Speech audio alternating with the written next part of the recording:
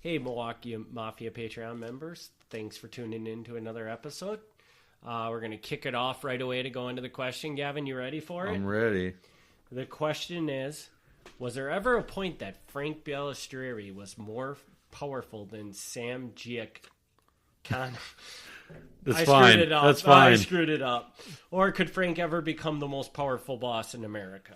Okay, I'll take the sheet. Oh, thanks. He's got notes. Yeah, I got. Well, I kind of got notes. So this question was emailed to me, and I responded to it, but I kind of wanted to ramble a little bit here about it.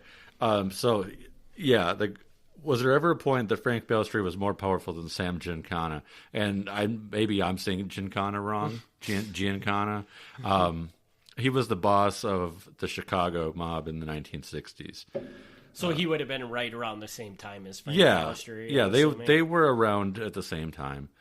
And I apologize. Anytime I screw up names, I mean, this is what is the problem when you read instead of listening to things. Like, I hear somebody say a name, and then I'm like, oh, that's how you say it? Because I've read it in my head a different way, for so long. So I could be saying it wrong. Before you start this, I want to add a part onto this question. Yeah, sure. So, what do you gauge a mob boss's power on? Okay. So, would it be that Frank Balistrieri had to have more financial backing than Sam Giancana, or how would you measure him being more powerful? That's a good question. That's actually a really good addition. I think that's a very important thing for people to realize before you answer the question. Yeah. Okay. I think you're on the right track there. I would definitely say bringing in money is a big part of it. If you're a mob boss and you're not a millionaire, you're not doing the job right. So yeah, definitely how much finances you can control and bring in. That's a huge part of it.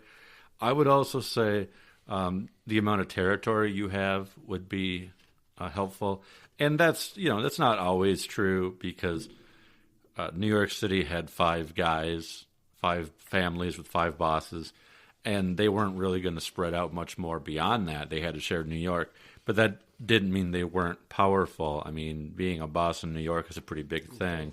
So that's not necessarily the case, but I think that helps. I guess there's that. It's a good question just because how powerful somebody is would depend on what you mean by power. Yeah, and would you gauge in the ruthlessness of the boss? Potentially. So if Frank Balistrieri was just known for killing anybody on a drop of a dime, if you look at him wrong, he's going to have you killed. I would assume Sam Giancana might act differently towards him if they were ever in a room together than if he was just, this is just the Milwaukee mob boss, I guess. Sure. So yeah, no, that could very well be definitely the way you carry yourself, and your reputation probably changes how people act around you. A big part of mafia power, which I think we've covered this. Definitely in the earlier episodes we covered this. Was it's not actually doing anything. It's the fact that people think you're going to do something. Yeah. I mean, you don't have to go around breaking legs all the time. If people think their legs are going to get broken, they're not going to mess with you. Right. Yeah. So definitely creating a reputation is a big part of getting people to do what you want. So to this question specifically, my first instinct, with all due respect to the person who asked it, I was like, well, that's a really dumb question. Because I'm like, there's no way that the boss of Milwaukee, which is a very small family, there's no way that he's anywhere close to the boss of Chicago, which was a major family. I'm like, that's just an absolutely silly question. But I was like, well, let's think about this. We can do some thoughts and what ifs and think about it. And I was like, okay, maybe. Chicago has major advantages. Chicago, of course, much bigger city. Yeah. And being a bigger city, that's more stuff that they can control, but it's also, you got more guys you can work with. that's number one major thing. Number two, what makes the mafia powerful in many ways is how much they can influence legitimate political systems. And Chicago is corrupt as hell. Exactly. Chicago's corrupt as hell. They had guys in the police department. The mob had guys actually in City Hall. There were a couple aldermen in Chicago who were, I mean, they weren't just like taking bribes. They were actual mob members. I mean, Milwaukee never came close to that. Did they, and you just never realized it? So maybe. They may have been way more impressive than Chicago. Okay. Because Chicago, everybody knew about it, and Milwaukee did the same exact thing, but nobody had a clue. That may be. But yeah, I mean, just Chicago, that's fair. What we know, far worse. I mean, even the judges, there was a very famous FBI operation in the 1980s called Operation Greylord. And what they did is they got some judges to basically work undercover. Not undercover. I mean, they were still big judges, but they were recording things that other people didn't know they were recording. And they found out that, you're on trial for murder? Well, if you give me $10,000, I'll do what I can to make sure that you don't go to prison for murder, which, you can't like outright say, oh, this guy's not guilty of murder. Like, no one's going to fall for that. But a judge does have a lot of leeway about deciding what evidence can be presented and what motions are going to be overruled and that sort of thing. So he can do some subtle things that will really sway the outcome. And they caught guys who were doing that in Chicago. So I don't know of anything like that in Milwaukee. But, again, we're doing some what ifs. And I'm like, okay, there's some possibilities. I think that Milwaukee had a potential stronger hold on Teamster funds than Chicago. Chicago had a very good hold on Teamster funds. Not saying they didn't. And I'm sure we've discussed this before, but just teach me what Teamster funds are. Okay, so the Teamsters Union, which is like all the truck drivers in the country, they had different sections. The union was so big they had different sections. But in the Midwest, it was called the Central States. Okay. And they had the Central States Pension Fund. So, if you're a union member, part of your union dues you pay off of each paycheck went into this pension fund. And so the pension fund was just millions and millions of dollars that these guys are supposed to get when they retire. Mm-hmm. Well, the people overseeing the pension fund are like, well, we could put this money in a bank, and it could create interest, and then we could pay pensions out of it that way, which I assume is how most pensions are operated, put into some kind of savings bonds or whatever. But they were like, no, let's invest in some stuff. And in theory, that's a good idea, because if you invest in real estate or whatever and you make a good profit, you're helping out the people who are getting money from the fund. So it's not on its face, it's not a terrible idea. But the problem was so many of these guys running the fund were mob-connected guys that they were giving out loans for very questionable things. Mostly known today for what they were doing in Vegas. And so, Milwaukee got a $62 million loan to buy casinos in Vegas. There's no reason they should have got $62 million in loans. They had nothing to back that up. If you went into a bank and you asked for $62 million, they would laugh you out of the room. They would laugh you out of the room. Yeah, there's... I mean, not some people, yes, you could get that loan, but the kind of people who were asking for that loan had nothing to show for it. So Milwaukee did have that going for them. So they had control over some Vegas casinos, most notably the Stardust. So that was something that maybe Chicago didn't have as much, although Chicago was involved in the casinos, but I don't think they were as directly tied to certain aspects of it. And I think that Milwaukee, another thing they could have done, if they wanted to, they could have spread out more. They could have spread out because Chicago was Chicago, and Chicago's huge. And if you include the suburbs, it's really freaking huge. But I think Milwaukee could have worked outward. They had strong ties to Kansas City. They had strong ties to Rockford, stronger than Chicago did. They had strong ties. There were some small mafia families in San Jose and San Francisco. Very small, but they still did. And Milwaukee had ties to these families. So I'm thinking, okay, playing the what-if game. What if they kind of made these other families the same? If we had said, okay, we're all going to work together more closely, and we're going to branch out. Then Milwaukee's got some influence over Kansas City and California and Rockford. And California is like an untapped resource. The Mafia never really was super strong in California. So if they had pursued that, who knows? That could be huge. That could have been a lot bigger than Chicago even. Could have been. So I'm like, okay, could have happened. And it's hard to say. I mean, bottom line, I don't think that Milwaukee ever could be what Chicago was because they just don't have the numbers there. It's not possible. But like I say, you put in a few what ifs, and they probably could have been bigger than they were. They probably could have done something to spread out more, to be longer lasting, to be more insulated against law enforcement. So the short answer, I would say, is no. I mean, I don't think.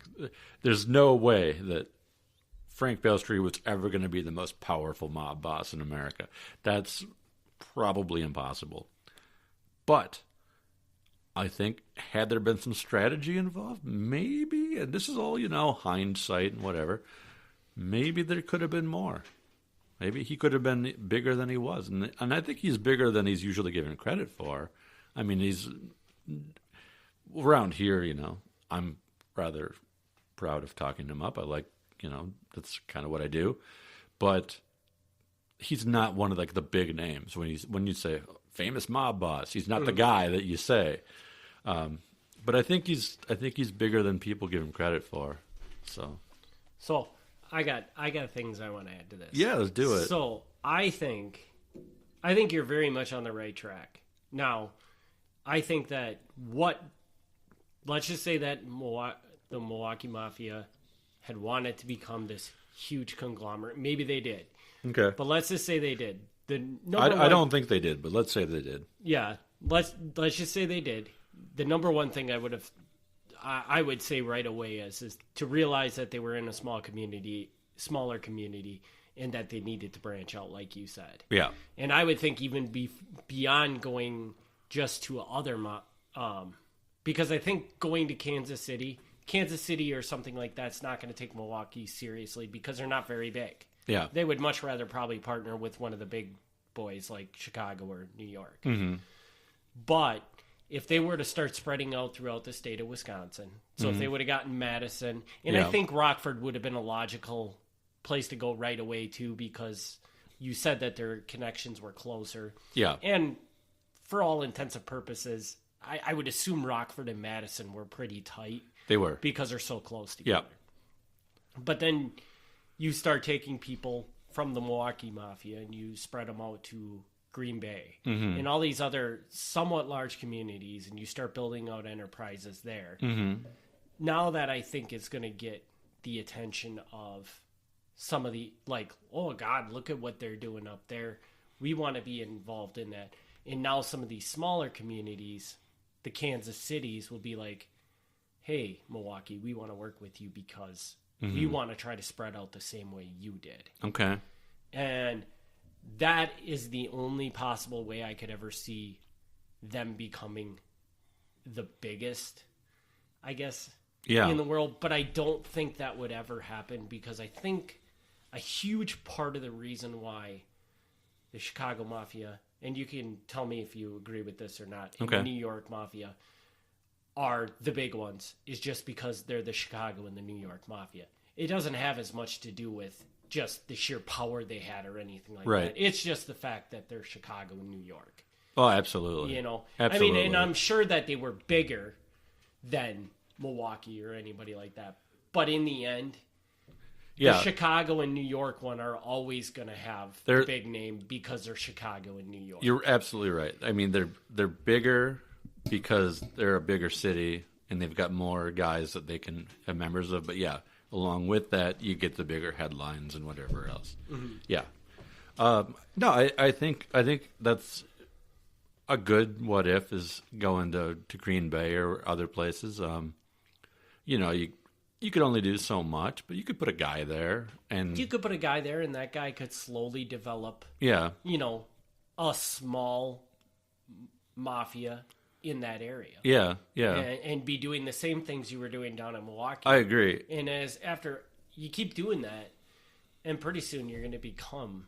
You could have become, just from the state of Wisconsin alone, you could become huge. Yeah. You know. And and I didn't mention it, and it's not on my sheet here, but I think you're spot on, sir, with your mention of Madison. Because they did have a group in Madison, but the group in Madison basically died out. Like, by the 1960s, the group in Madison is a bunch of elderly old men. But Milwaukee could have worked with that. Yeah. You know, not the old men necessarily, but they could have got a group going. And Madison would have a lot of potential. I mean, the college kids alone, you get all sorts of, whatever you're involved in, gambling, prostitution, drugs, whatever it is, get the college kids, man. You know? So there's that. And there is some of that. I mean, we'll get to that eventually. There is some of that going on, but it's very minor. But then even if you get like one or two politicians, that's something. And we do see that much later. And again, we'll it might be 5 years, but we'll get there. There was some bribery going on when dog tracks became legal. And some guys, I can't say their names, but some guys bribed people in state government. Even Governor Jim Doyle got in some trouble for this, trying to get like the dog track licenses and things like that. And eventually it kind of came out that some of these guys had some strong mob connections and probably should not be involved in running dog tracks. So there was potential there that, really getting the political influence is what you need. And I don't think Milwaukee pursued that very well. At least not that I'm aware of. Because a lot of what they did was just like, they got licenses for things that they shouldn't have probably got licenses for, but that's not strong political influence, really. That's rather minor. Mm-hmm. It helped them out, but it's not a big deal to call in a favor saying, hey, can you get me this license? And I think another important thing to mention with all this is that, and I don't think this is enough to like push Milwaukee over to being more powerful than New York or Chicago. Mm-hmm. But I do also think that there's a huge problem with the fact that there are literally hundreds, thousands of people researching the New York mob and the Chicago mob. I don't know if there's hundreds or thousands, but there's been tons of books written about it. There's been, I mean, it is a much more research topic. I'm just saying, thousands might be pushing it, but yes, it's definitely much more people have looked into it. Yes, and like you talked about in one of the previous episodes, there was the one guy from the New York mob, I believe it was, who just basically did a tell-all about everything that was going on. Yeah. So, well, within reason. We have a lot more of an understanding of what those mafias were doing than what we do of the Milwaukee Mafia. All you can do is look at police reports and things, right? And you're only one guy, and right. I'm sure there's thousands of police reports that you probably could look at that you just don't have time to, or Yeah, there's some of that, sure. So we might not have a true understanding of how powerful the Milwaukee Mafia was. Okay. Because there might have been a lot of things. I think you're being optimistic here, but you're not wrong. I don't think it's enough to make them bigger than the Chicago Mafia, but I think it's important for people to understand that I think there is probably a lot we don't know. That's true. About what the Milwaukee Mafia was doing. I agree with that 100%. Yes. Because if they didn't get arrested for it, we probably don't have a clue that they ever did it. I agree. Yeah. So yeah, most of what we know is because they got arrested, and then the other parts, a lot of it is from, there was a primary informant in Milwaukee. There were a couple of informants, but one major informant, and you always, always, always have to be careful how you read that, because it'll say, like in the reports, informant, and I don't remember what his number is, whatever. It's like CTE dash some number,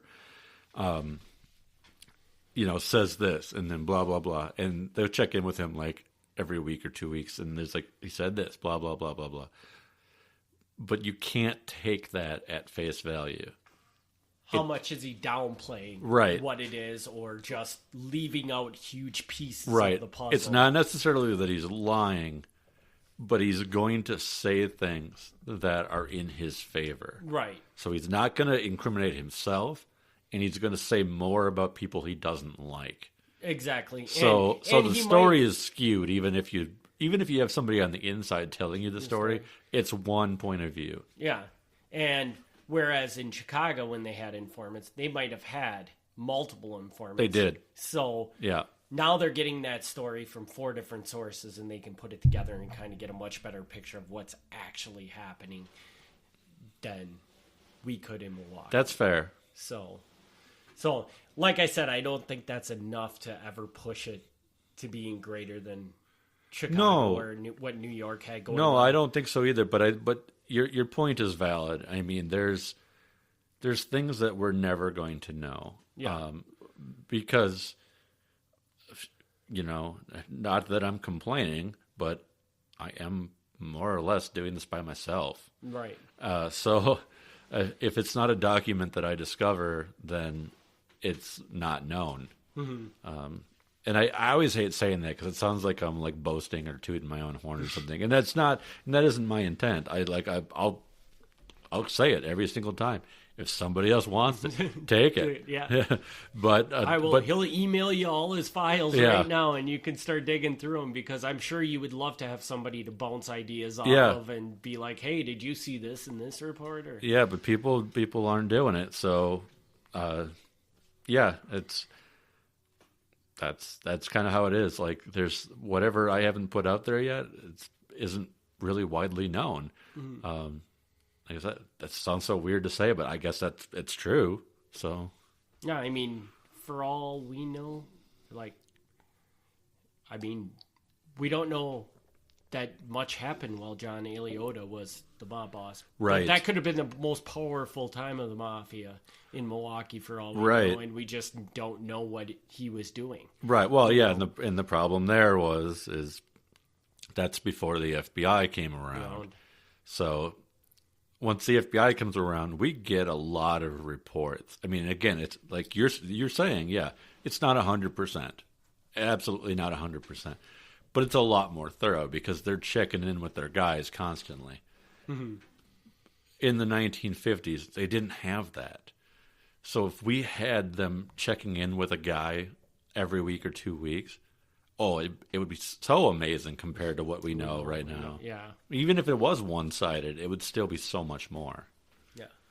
So I guess that's my input from the guy that doesn't know anything about any of this stuff. No, I think you've reached a point where you know some stuff, because that's your questions are very good and your observations are really, really astute. So, and you covered you were were under the assumption that there was really nothing Frank Balistrieri could have ever done to be the biggest boss. Right, yeah. I mean, bottom line, I don't think it's possible. But it is an interesting thought experiment to be like, what could he have done to try? But yeah, bottom line, you're in Milwaukee. I mean, what are you going to do? You have to gain control of one of the big. Yeah. He would have had to gain control of Chicago. More or less, and, yeah. And how he would have done that, I have no idea. Yeah. You know what I mean, before they had influence in Vegas, I mean, he's essentially a guy in Milwaukee who has a bunch of bookies. Sometimes he'll order somebody killed or something. But he's basically got a bunch of bookies. And at the time, that was really frowned upon. But now today, you said like, oh, these guys, their big crime was they were out there gambling on football games. Like, nobody cares. So it's today, looking back on it, it sounds like the biggest thing they were doing isn't even that terrible. Yeah, So, and I guess if there was one thing that Frank Balistrieri himself could have done to propel himself to one of the biggest in the world, is he would have had to get on the really, really good side of Al Capone, and when Al Capone stepped down or something, that's a little before his time. Or I'm sorry, but yeah, you're right. So the Sam Giancana or whatever guy, he would have had to step into been able to get on his right side, and then when he retired, step into his place, and then maybe he could have controlled Milwaukee and Chicago. Yeah, I mean, Al Capone was around when Frank Balistrieri was like 10 or 12 years old. So that was a brain fart. I'm sorry. No, that's what. No. I mean, I just always think of your point is right, but it's funny because he would have been like, "Hey, can I come and play with you guys?" But I think that would have been the only way he could have gained control of everything. Yeah, and I think that's highly unlikely because he's all Sam Giancana, or I'm probably murdering his name, but I think we both are. he would have had a lot of people underneath him. That yes.